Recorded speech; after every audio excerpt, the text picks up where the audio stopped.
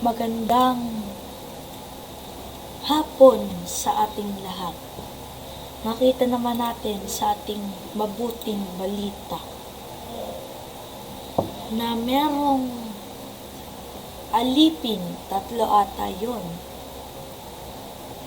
at pinagkatiwalaan sila ng Panginoon, binigyan sila ng ginto.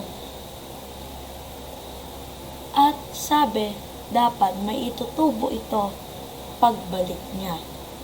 At yung 2 alipin na iyon ay meron siyang naitubo.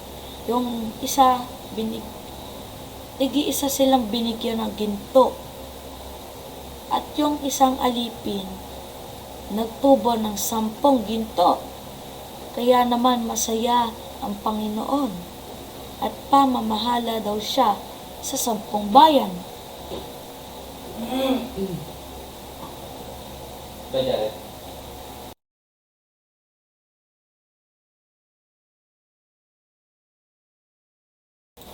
At ang isang alipin naman, ang sabi niya,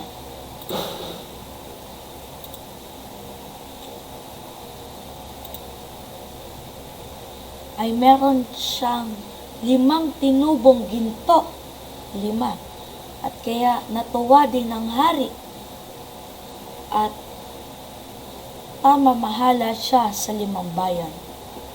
At yung isa naman ay binalot ng panyo at itinanim dahil daw natatakot. At nagalit ang Panginoon at sabi, patayin siya sa harapan ko. Yung mga kapatid, kita naman din dito, ang moral lesson dito, ang reflection dito sa gospel na ito, sa mabuting balita na ito, na kung ano ang itanim mo, kung ano ang gawin mo, yon ay babalik sa iyo. Kita mo yung 2 alipin, naghirap sila para magtubo ng ginto. At sa huli, pamamahala ng Panginoon sa 10 o kaya sa 5 bayan.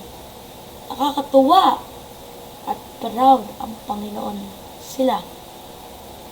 Pero samantala kung ikaw ay hindi mo inayos, natakot ka na gawin ito,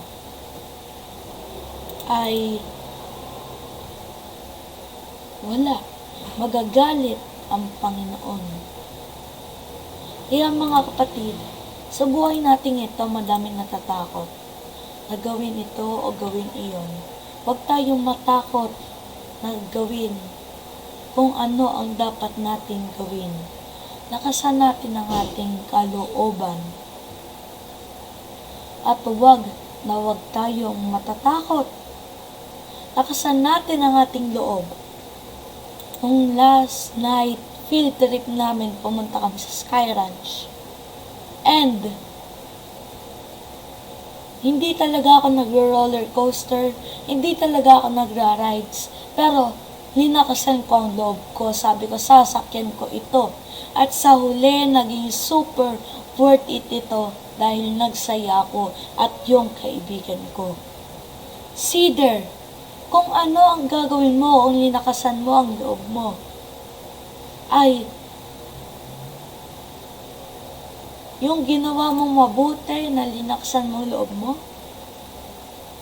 worth it siya sa huli. Kaya nga meron tayong kasabihan na kung ang ibabato mo, yon ay ang babalik sa iyo. Yeah, mga kapatid, wag tayong matatakot na gawin ng isang bagay. At sundin natin kung ano yung ipinapagawa sa atin. Why? Kasi kung sino yung nagpagawa sa atin nun, ay matutuwa sa atin. At mas pagkakatiwalaan tayo.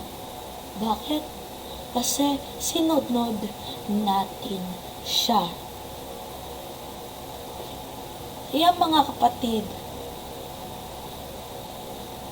Lakasan natin ang ating loob at huwag tayong matatakot kung ano ang ating itatry sa mundo ito.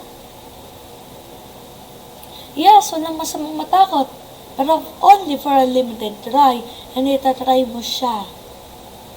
We need to be adventurous. Hindi lang ito sa lakas ng loob, sa kabaitan mo rin ito.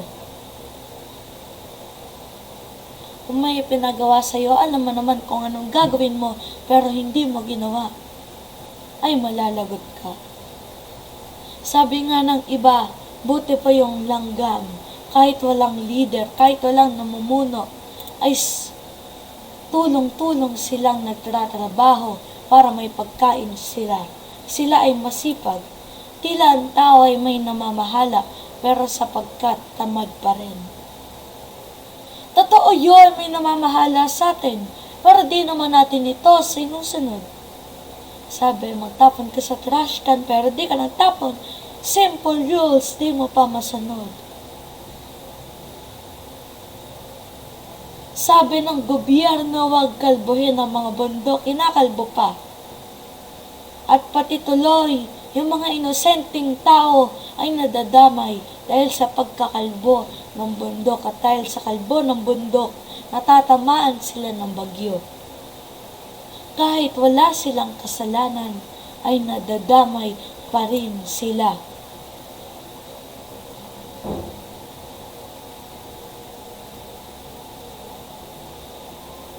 Kaya mga kapatid, sana sundin natin ang lahat ng utos. In a good way and not in a bad way. Dahil kung ano ang ibata natin, yon ang ibabalik sa atin. Huwag din tayo matakot. Believe in God. Trust in God. Dahil hindi ka papabayaan ng Panginoong nating Diyos. At patutuwa siya pag tayo'y sumunod at ibabalik sa atin ang return. Babayaran tayo ng blessings dahil ginawa natin yung tama. Pero kung ginawa natin ang mali, ay paparusahan tayo ng Panginoon. Kaya mga kapatid, huwag tayong matakot kung ano man ang gagawin natin.